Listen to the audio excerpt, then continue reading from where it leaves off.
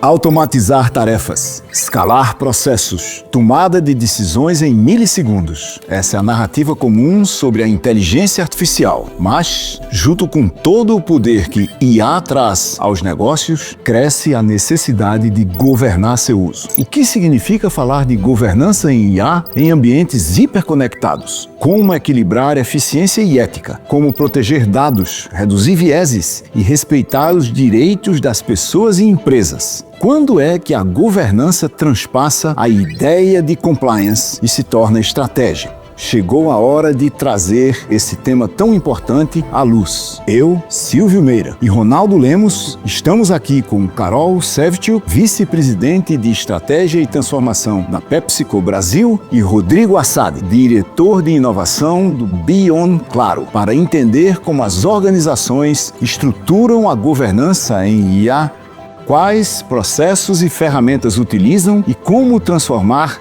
ética e confiança em diferencial competitivo. Vamos juntos descobrir e pensar como isso já está acontecendo? Vamos habilitar o próximo novo?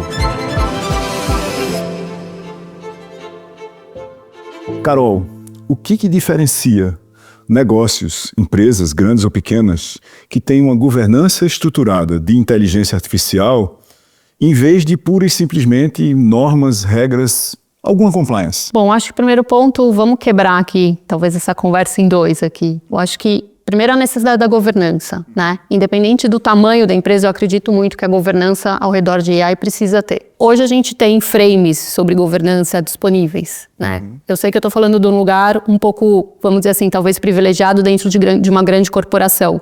Mas quando a gente olha para pequenas, médias empresas, a gente tem frames de governança de AI disponíveis, né? Seguros, vamos dizer assim. Então, para mim, a principal coisa que pode diferenciar é a velocidade com que a AI vai fazer parte da estratégia da companhia. Porque na hora que a gente olha sobre uma perspectiva de ética e compliance somente, talvez a gente tenha um obstáculo grande, porque muitas vezes a governança pode ser vista e é vista como um entrave. Puxa, lá vem o pessoal da governança, eu tenho que entrar numa reunião de governança. A hora que a gente entende que a governança é um lugar onde se discute e se aprende, onde o pessoal de ética, o pessoal de compliance me ajuda, inclusive, a entender o impacto que isso pode ter no meu negócio, de uma maneira que eu não breque a inovação, eu vejo que isso só me acelera nessa agenda de inteligência artificial. Então, a recomendação é: tenham governança. Né? Tenham governança e discutam sobre isso. Eu acho extremamente importante. Então, eu diria que frames são disponíveis, discussões têm que acontecer, CEO tem que estar na mesa, o C-Level tem que estar na mesa, tem que ser representativo na organização. Eu preciso ter gente de negócio, eu preciso ter gente de tecnologia, eu preciso ter gente de legal, eu preciso ter gente de compliance, eu preciso ter gente de ética. Não é uma agenda só de tecnologia. Muito legal isso, Silvio, que ela falou. Porque o que eu acho que está acontecendo e poucas pessoas estão percebendo é que a IA ela vai permear todas as áreas da empresa. Então, todas as áreas vão ser impactadas. O RH vai ser impactado. A área de compras vai ser impactada. Não é um problema da área da tecnologia. Agora é um problema agora de todos. Todo mundo, de uma hora para outra, vai conseguir ficar super produtivo. Acho que o desafio da governança é por onde começar. Porque senão vai virar um brinquedo caro na mão de todo mundo. Todo mundo começa a gastar muita coisa e o resultado não é medido, ele não é mensurado. Então a governança ajuda a gente a entender como medir esse negócio. Qual é o impacto dentro do negócio? É simplesmente mais custo ou você vai fazer um investimento e isso vai trazer um resultado, seja qualitativo ou quantitativo? Essa discussão que eu acho que é um pouco que a Carol está colocando aqui, vai muito além do que você tem normalmente dentro das empresas. A conversa ela é um pouco maior. E ela tem que ser estruturada em todos os níveis, inclusive do C-Level até o nível mais baixo, passando pela TI, passando por negócio, passando pelos clientes, pelas pessoas, pelas regulações. Ronaldo, quando a gente fala de governança, a gente está falando de governar o quê? Qual é o objeto da governança? E qual é a diferença de governança para regulação? São coisas conectadas? Quando as pessoas pensam numa, tem que pensar noutra? Silvio, o curioso é que governança muda conforme a tecnologia vai transformando também, né? Então, governança passa também por você tomar decisões e se certificar que essas decisões vão acabar sendo implementadas dentro da empresa. Por isso que quando a IA chega numa empresa, especialmente no momento de conectividade que a gente está vivendo, muda a forma como a gente implementa decisões. Às vezes a decisão é tomada num ponto central e você tem uma empresa que tem operações distribuídas, por exemplo, ao longo do Brasil todo. Quando você usa uma governança que passa pela IA, muito mais fácil você conseguir, por exemplo, dar efetividade a essas decisões praticamente em tempo real. Agora, pensa o seguinte, em cima disso tudo, aí vem a lei, né? Aí a lei é um outro tipo do que a gente pode falar de governança, porque aí você passa a ter obrigações regulatórias, você pode estar num mercado que é altamente regulado, ou você pode estar num mercado que é menos regulado, mas na medida em que ele adota AI, ou inteligência artificial, ele passa também a ter algumas obrigações de fazer um uso da IA que seja positivo e compatível com o que a lei exige, seja na proteção de dados, seja quando a gente tiver a lei de IA propriamente dita implementada. Então, dá para pensar em múltiplas camadas, né? Por isso que quando a gente fala que IA afeta todo mundo, é isso, assim, todo mundo que está na empresa vai ter que participar daquelas decisões, você vai escalonando nisso, você chega na empresa como um todo e, em cima de tudo, você tem também obrigações que derivam da lei ou do regulador. Mas, Carol, quando a gente pensa nessas derivadas todas, vai afetar todo mundo, vai implicar em mudanças, vai redefinir estratégia.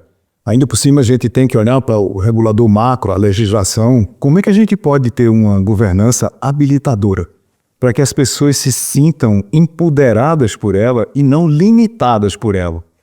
Porque se a gente já falava de shadow IT nas organizações, para quem não é familiar com o termo, é a tecnologia de informação escondida, às vezes nos smartphones das pessoas. A organização me proíbe de usar, ou seja, a governança diz não, mas aquele negócio é bom e eu digo sim. Como é que a gente vai fazer com que as pessoas entendam a razão da governança de IA e por IA, às vezes, nos negócios? Como é que a gente habilita os nossos times? Bom, eu vou falar dentro da perspectiva que eu vivo, né, e que a gente está vivendo. Eu acho que, como o Ronaldo falou, isso tem muitas camadas e a gente está aprendendo, né, do jeito que a gente está caminhando. Eu acho que você falou para mim duas palavras que são extremamente importantes: governança habilitadora. Porque na hora que eu vejo o Ronaldo explicando todas essas camadas, você para e você fala assim, nossa, será que isso vai ser um bloqueio para a minha inovação? Como é que eu vou acelerar o que precisa ser acelerado dentro da estratégia? Então, acho que a primeira coisa é você entender a estratégia, né, da empresa. E entender que a IA faz parte da estratégia. Ela não é mais um checklist de IT, né? Estou usando ou não estou usando. Ou não é um Power BI, porque muitas vezes olha para mim e fala assim, estou usando AI. Aí você vai ver um Power BI. Você fala, então, isso passa por uma coisa que eu acho importante, que é letramento, né? A gente precisa trazer e comunicar nas diversas camadas da organização. Então, dentro da onde eu estou, a gente tem uma governança federada de AI. Então, é do centro para as bordas. Aonde, sim, a gente tem que ter 3 pontos, talvez que sejam bem importantes. Primeiro, é a parte de arquitetura. Onde está embarcada essa minha tecnologia? Quais são os parceiros que a gente tem que trabalha? Né, que eu acho importante, porque você ter dado por dado e esse dado não está nem qualificado, começa a ter um problema lá na frente, né? Então, isso dentro dessa minha governança fica um pouco mais claro o caminho. Depois disso, dentro das unidades de negócio, eu consigo ter sim uma liberdade que eu chamo de freedom in a box, onde a gente consegue ter quais são os casos de uso e eu vou na biblioteca de DataOps, de AIOps e vejo se isso já está homologado lá dentro. Isso me acelera. Então, muitas vezes, quando a gente pensa que a governança ela vai me retrair, ela vai me bloquear, a hora que eu consigo entender e a hora que eu tenho uma biblioteca para isso, eu consigo acelerar meus usos de caso e o meu impacto, né? Então, eu acho isso importante. E mais importante também, eu acredito, Silvio, que é a hora que a gente entende que a governança ela está ali para acelerar, e eu falo sobre uma paciência estratégica, né? Porque na hora que você fala de governança, você fala, ai meu Deus do céu, lá vem todas as camadas, né? Você precisa ter uma paciência estratégica. Na hora que a gente entende e a gente está discutindo, você percebe que existe uma aceleração. Claro, se isso estiver alinhado à estratégia, porque senão, como ele falou, eu acabo enxugando gelo, né? Que é o seguinte, a Carol estava falando de uma biblioteca. Não, uma biblioteca validada, que é, aspas, certificada pela governança. A gente estabeleceu um conjunto de problemas que vão ser resolvidos com IA para fazer alguma coisa, mas eu acho que vai levar muito pouco tempo para que a maioria das organizações, especialmente de médias para cima, seja uma plataforma sobre a qual nós vamos poder escrever aplicações de IA. Descer rapidamente para o ponto onde o RH vai querer fazer aplicações de RH e isso vai criar uma dinâmica de inovação em potencial gigantesca, mas com dois problemas não triviais. Como é que a gente governa isso e como é que a gente mantém isso seguro do ponto de vista das aplicações propriamente ditas, ou seja, como é que a gente tenta evitar vieses, delírios, etc. E segurança propriamente dita. Como é que você acha que isso vai se desenrolar? Primeiro cria o cenário distópico. Qual é o limite do caos? Depois como é que a gente chega para as coisas que realmente funcionam? O que a gente tem que tomar cuidado é quando a gente cria o que você estava falando aí de Shadow IT, vamos falar que agora surgiu a Shadow AI. Ou seja, as pessoas estão resolvendo a vida delas usando plataformas abertas. E elas... Shadow AI, a IA no escurinho. No escurinho, que ninguém sabe que existe. Quem sabe que existe. Tá ali no celular, tá. E aí eu pego... Até fazer uma observação, tem empresas que proíbem, né, usar IA e etc. Tem gente que pede para ir no banheiro, vai na cabine, usa IA na cabine e depois volta para a estação de trabalho. Isso é que é o Shadow AI. E aí pegando isso, você falou, ele vai no banheiro, pega e ele volta mais inteligente. Então, ou seja, tem um benefício que está escondido, que ele precisa ser governado. Eu acho que essa é a discussão que a gente tem aqui. Então, a gente tem que permitir que as pessoas sejam produtivas, expondo dados da empresa, mas esse dado não pode ir para a IA pública, vamos dizer assim, para qualquer IA, porque senão você está expondo dados e está cheio de casos na internet de empresas que fizeram isso e seus dados foram usados pelos concorrentes. Então, quando a gente fala em governança, não é impedir, é fazer com que as pessoas sejam mais produtivas e que elas consigam usar isso. Então, o limite do caos é todo mundo para mudar da empresa, uma planilha financeira com faturamento, por exemplo, de 2 grandes empresas aqui, sobe lá e pede para a IA começar a fazer pergunta. Aí o meu concorrente vai lá e faz, qual é o faturamento da empresa tal, não sei o quê. E lá a IA aprendeu e ela vai responder porque ela sabe que ela aprendeu comigo. Então, a gente tem que criar guardrails, né? Que aí é mais ou menos um pouco do que a gente estava falando aqui. Essa biblioteca, ela permite, num primeiro momento, que é o que a gente faz, primeiro a gente restringe, depois a gente abre. Então, essa biblioteca que o Carol mencionava aqui, ela vai permitir a gente ter coisinhas prontas, ou seja, legozinhos prontos para usar. Mas isso também não vai resolver o problema no longo prazo, porque vai continuar tendo as pessoas. Então, o que a gente precisa fazer? A gente precisa ensinar as pessoas qual é o caminho seguro, ou seja, quem são os seus parceiros de IA, mesmo que seja você sendo o seu próprio fornecedor de IA, não tem problema, mas as pessoas precisam saber aonde elas consomem IA e essa IA está guardada. Depois a gente tem que conversar com o time de segurança, e aí é uma jornada. A minha recomendação para qualquer um é envolva a segurança no começo, não coloca segurança no final. Envolve no começo porque ela já te orienta em quais são os dados, né, que você tem, a classificação e etc, em qual lugar você pode colocar. Então quando você começa a fazer isso, você pode ir liberando os acessos.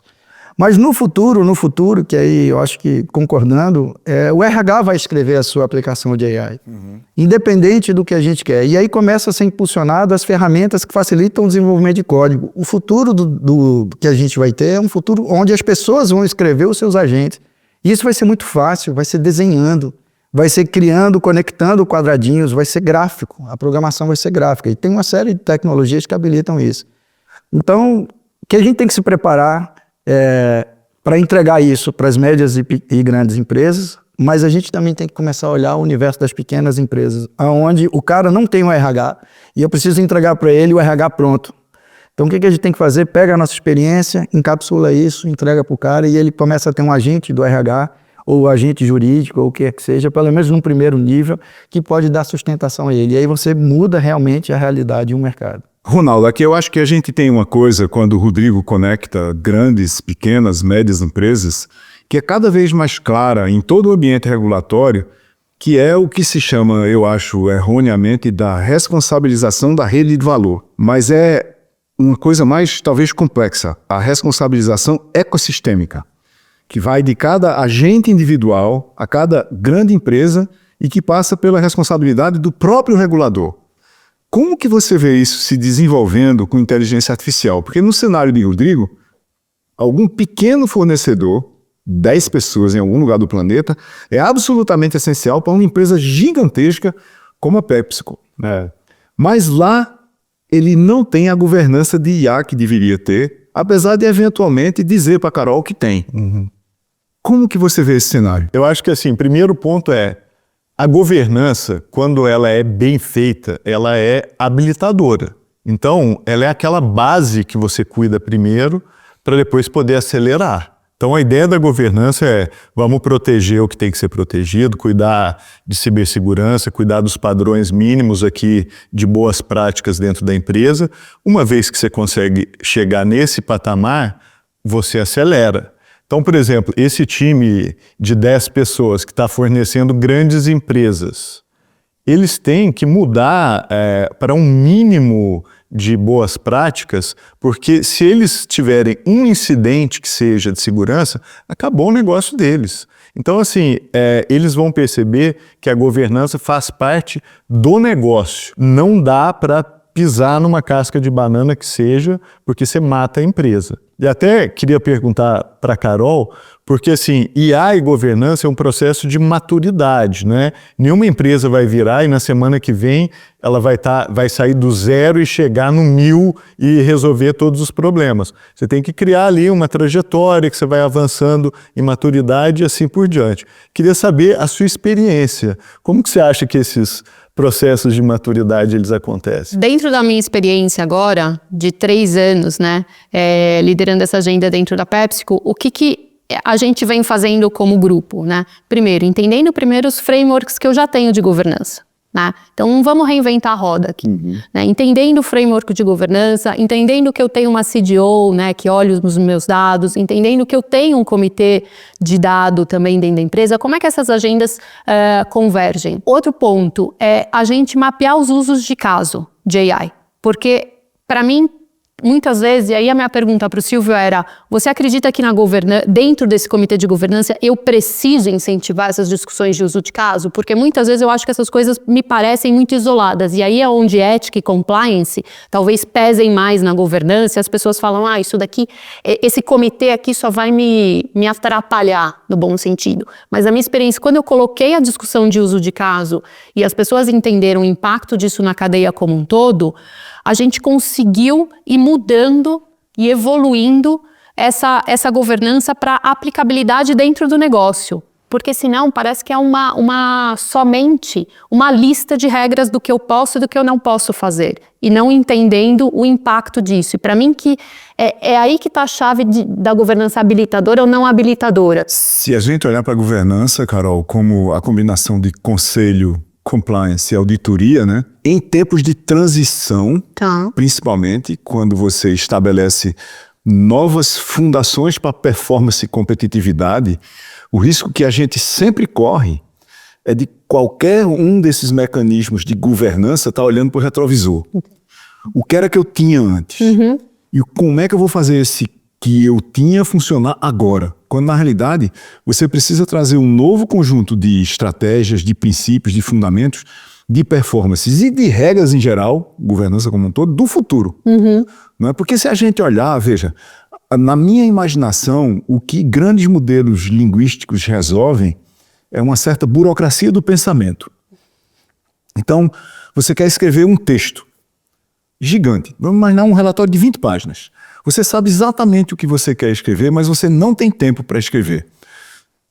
Bote modelos linguísticos no cenário. Se você souber o que você quer escrever e der o roteiro, alguma coisa vai escrever aquilo para mim. Então é como se a gente estendesse a nossa capacidade de agir sobre o pensar. Ao pensar, por sua vez, em governança de inteligência artificial, nesse sentido de como é que a gente faz com que essa burocracia do pensamento me empodere, me aumente, me acelere, eu estou governando seres humanos. Eu não estou mais governando a tecnologia. Eu estou governando o uso que os seres humanos vão fazer da tecnologia. E se a gente não se preparar para trazer esses seres humanos dentro das mesmas pessoas do futuro, a governança vai limitar. Mas vai limitar da mesma forma que certos preceitos, por exemplo, de segurança de informação, limitam o fazer nas empresas, porque você não sabe quais são os riscos. Governança, para mim, é como é que você identifica quais são os riscos que são aceitáveis e quais são os que não são aceitáveis, os inaceitáveis. Esses daqui eu vou travar na governança e esses aqui, que são os aceitáveis, eu vou habilitar. Porque não existe transformação sem risco. Sem risco. Não tem como. E é por isso que talvez a importância de você ter representado nessa governança diversas áreas da companhia, certo? Eu gosto de fazer uma analogia até com proteção de dados, né? Porque todas as empresas no Brasil tiveram que fazer adaptação para ficar em adequação com a LGPD, a Lei Geral de Proteção de Dados. E é curioso porque muitas vezes esse processo reuniu times da empresa que antes não conversavam entre si. Então você precisou buscar o RH, o pessoal de TI, o jurídico, o C-Level, colocar todo mundo junto para um objetivo comum, que era melhorar a governança com relação a dados, né? Em IA, eu acho que a gente pode usar uma metodologia parecida. E isso também passa aquela questão da maturidade. Veja só, a LGPD foi aprovada em 2018. Hoje, ainda tem muita empresa que não está no grau total de maturidade de LGPD. Ainda está cumprindo a sua trajetória, tá? Então, com IA, eu acho que o importante é dar início a esse processo, colocar as áreas para conversar, e aí você vai atingindo patamares de, vamos dizer, maturidade progressivos. As pequenas empresas, e eu acho que é até legal ouvir o Rodrigo, mas essas empresas podem aprender enormemente com esse tipo de governança dentro da caixa, né? Governance in a box, que você pode pegar e aplicar, por exemplo, como serviço. É governança como serviço. E eu acho que por isso que esse diálogo de maturidade, ele gera um escalonamento. Você constrói ele aqui, mas eventualmente você pode fazer com que aquilo aproveite pequenas e médias empresas. Eu vou até contar um pouco, à luz do que a Carol falou aqui, como é que foi um pouco da nossa experiência lá. A gente chegou em algum momento e aí, literalmente, eu peguei todas as áreas da Claro, fui conversar com todas as áreas, uma a uma. E a brincadeira que eu fazia é, Papai Noel chegou, escreve a cartinha do que você precisa. O que você acha que a IA vai resolver para você? A gente levantou centenas de casos de uso. E aí a gente criou um comitê que envolve todas as áreas. E a gente chegou a um acordo, vamos dizer assim, de uma ficha, onde qualquer um que quer submeter um caso de uso pode submeter. Toda segunda-feira a gente se reúne e a gente vai avaliar.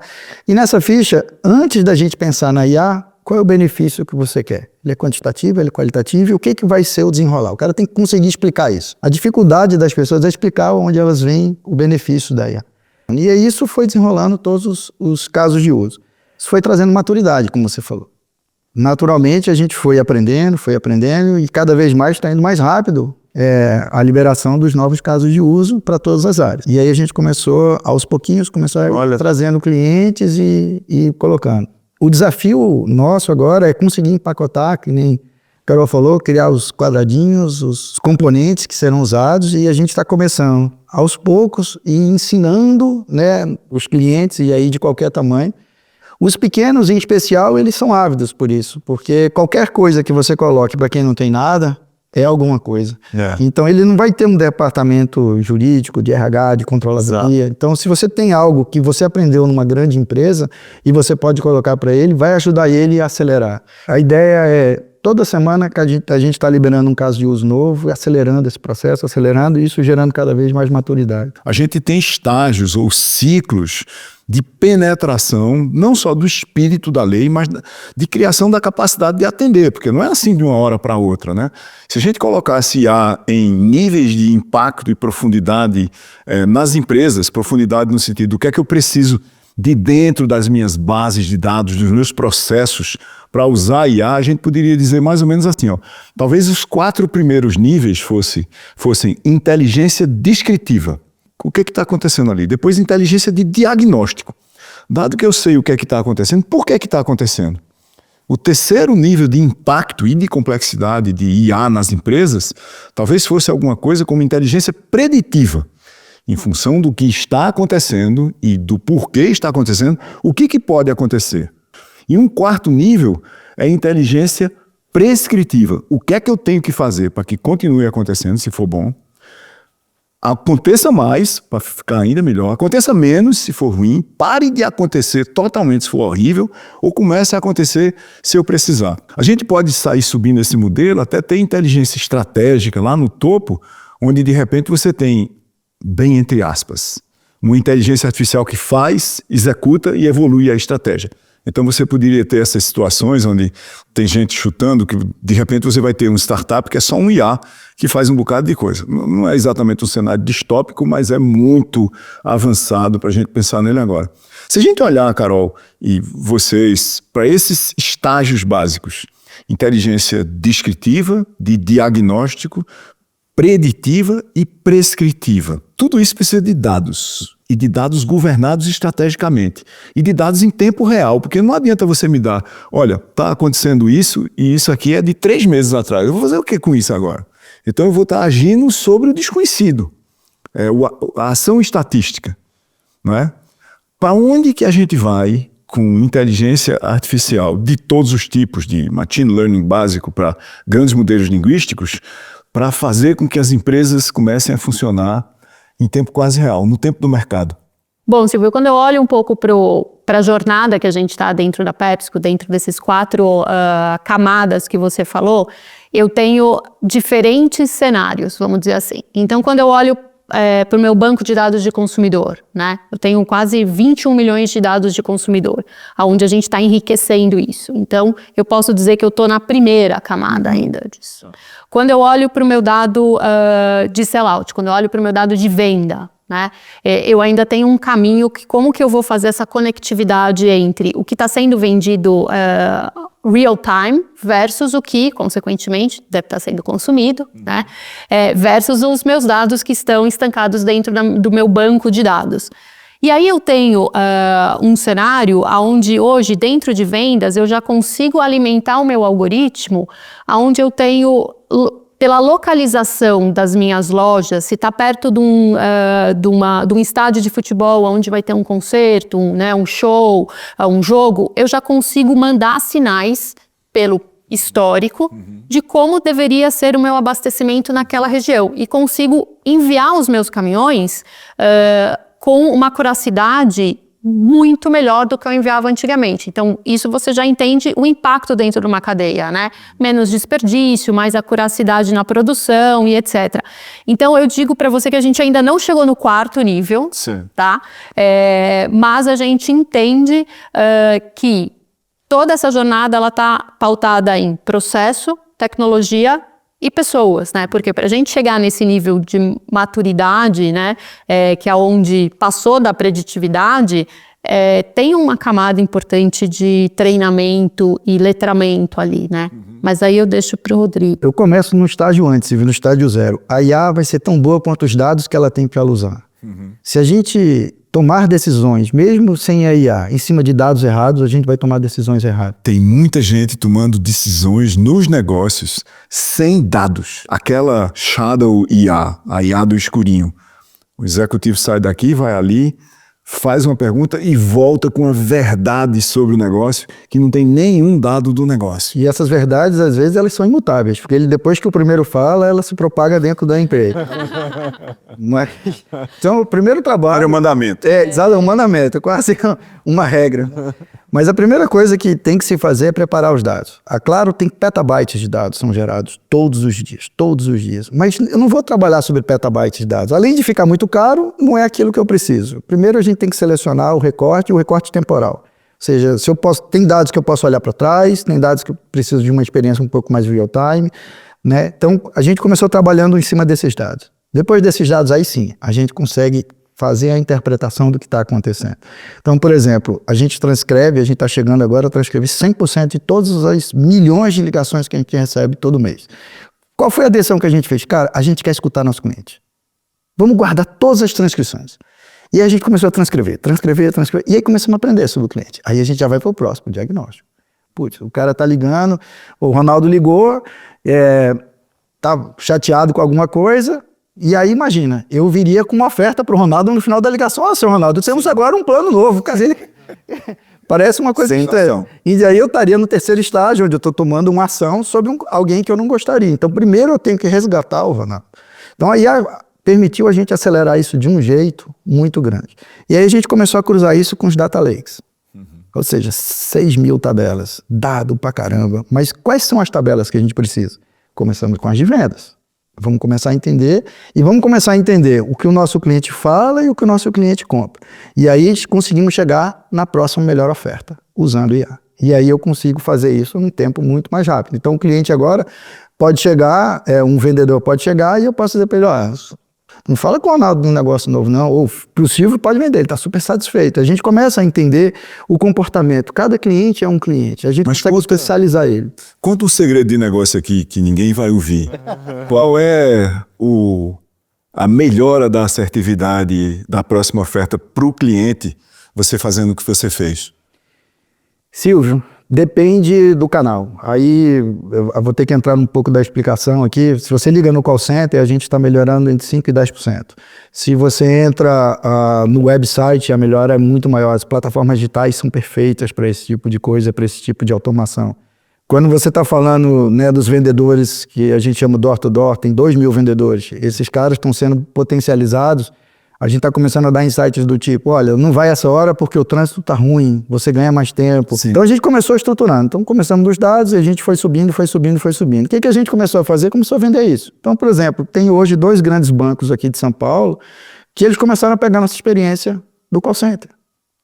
Todo mundo que tem call center grande precisa escutar o seu cliente. A melhor fonte que você tem é isso. O que a gente está fazendo agora? Aprendemos no grande call center, a gente vai começar a vender isso na box para o PME. Cara, você não precisa de call center mais. Eu vou te dizer o que o teu cliente está falando de você. Imagina um cara que tem uma loja no Instagram, ele pega o celular dele, se bota no modo IA e aí a IA responde para você. Você liga, não chegou meu produto, quanto é que custa e tal.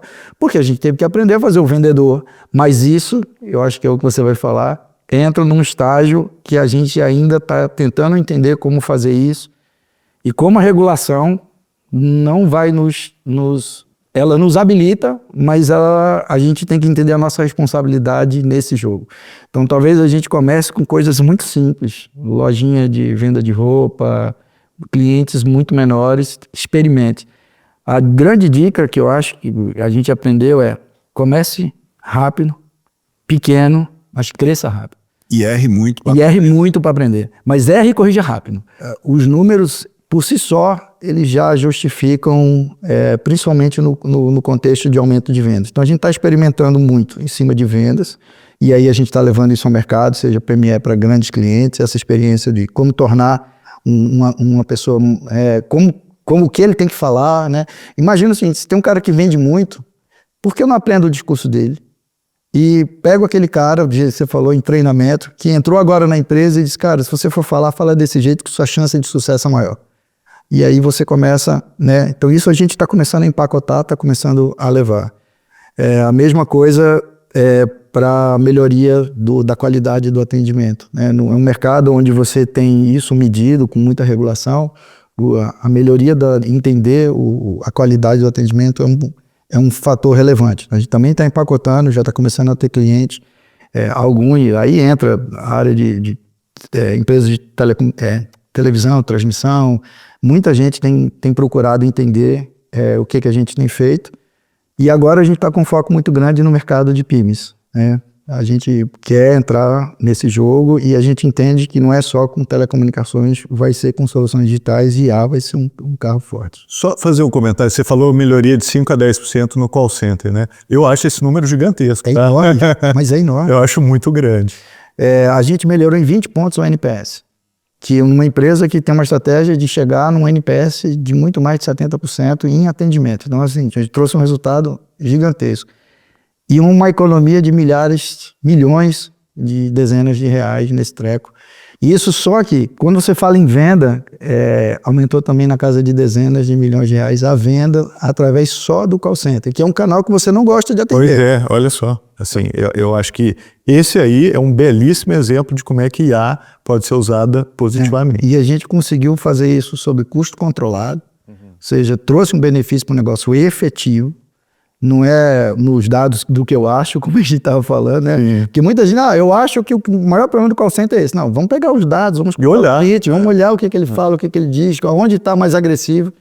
Para a gente fechar o nosso episódio, tem duas coisas que eu queria jogar na mesa para todo mundo. O que é que a gente ainda não está tratando do ponto de vista de governança de IA, porque é sensível e as pessoas não querem ouvir falar disso? E a segunda é, se a gente tivesse vindo do futuro para cá, a gente estava trazendo o quê? Ou seja, quais são os nossos melhores desejos que a gente não está conseguindo realizar agora, mas seria muito massa que a gente conseguisse? Nossa, Silvio, vamos lá.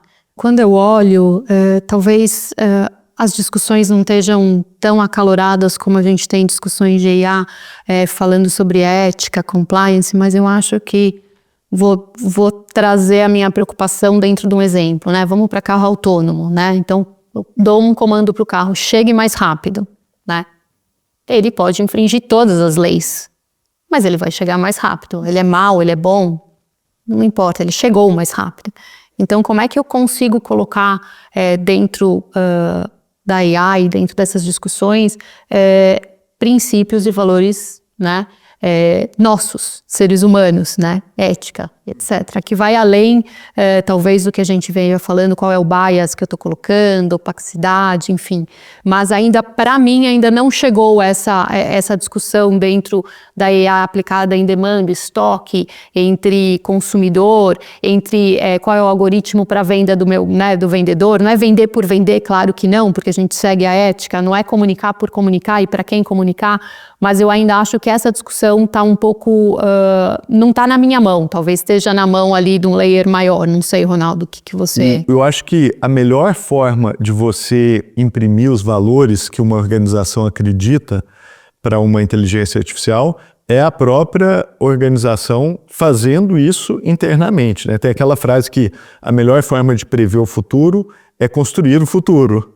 E a melhor forma de você embutir os valores que você acredita é tendo um domínio que seja capaz de customizar uma IA para seguir os valores que a sua organização ela acredita, tá? O futuro eu vejo assim, você vai ter o modelo geral, que vai ter os valores deles, e você vai ter as IAs aplicadas ao dia a dia, como o Rodrigo estava falando aqui, que são treinadas a partir de uma experiência própria de uma organização. Essas podem ter uma riqueza e uma diversidade, uma utilidade muito maior, até para desenvolver negócios, do que o modelo geral.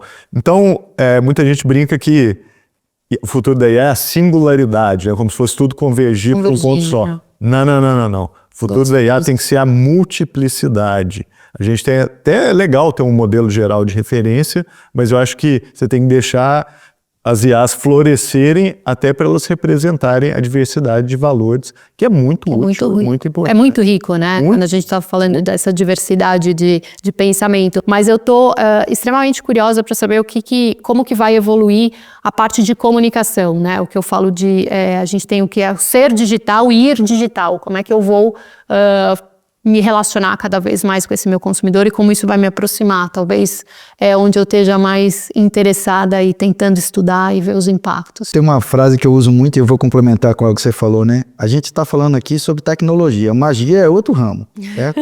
E agora os dois terminam em IA. Então guardei essa frase. Então, falando sobre tecnologia, eu vou tentar quebrar isso em dois cenários. Tem um cenário que eu projeto para daqui a 5 anos, onde a gente vai estar assistido por IA. A gente vai ter uma série de agentes que vão nos tornar mais produtivos, vão tomar conta, vão responder e-mail. E isso vai se potencializar muito com outro tema que está chegando, que é a computação quântica. A IBM promete a capacidade de processamento que você tem no mundo hoje em 2030 numa única máquina. Então, provavelmente a gente vai conseguir processar esse volume gigantesco que a gente tem dentro das empresas e aí sim um cenário muito grande.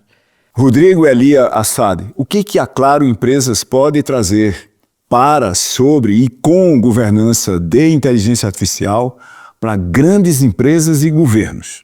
Começando pela nossa experiência de governança. A gente, como muitas outras empresas, estabelecemos o nosso comitê de governança, criamos o nosso centro de excelência, temos uma experiência nisso. Então, uma das demandas que chega muito forte para Claro é contar essa história. Como é que a gente pode ajudar grandes empresas, falando especificamente agora de grandes empresas, a acelerar essa governança e elas conseguirem chegar ao que elas almejam, né? E explicar para elas que vai muito além de GPT, né? Não é simplesmente sobre consumir algo, mas às vezes, construir algo e contar um pouco dessa experiência. Ao passo que, como a gente já construiu um monte de ferramentas ainda, claro, a gente também está levando elas, como eu citei, já levamos isso a banco, já levamos isso ao mercado de televisão, de mídia, então tem muitos grandes clientes consumindo isso. Quando a gente olha para governo, e aí entra um outro tema interessante, que é a soberania, né? Então a gente hoje tem 28 data centers, fizemos um investimento de mais de R$1 bilhão para levar esses data centers, e nesse contexto a gente está levando IA, aonde você tem a soberania, né? E você consegue, dentro dos contextos regulatórios que estão sendo colocados, atender aqueles critérios que estão sendo feitos. Mas no governo ainda existe um outro passo que é importante, que é a discussão sobre os dados. Né? O governo tem muito mais dado do que a gente fala, por exemplo, aqui na Claro, e eles têm o mesmo desafio de escolher os dados certos para que a IA tome decisões certas. Então, a gente tem tido conversas muito interessantes com todas as camadas, seja federal, estadual e grandes municípios, falando com eles sobre como acessar, como construir esse arcabouço, né, e garantir, vamos dizer assim, a soberania da IA e todas as exigências que se colocam. A gente quer construir com eles um futuro com a Claro que envolve IA. Isso é que a gente está procurando. Nós buscamos aqui trazer provocações, insights e aprendizados sobre a governança em inteligência artificial.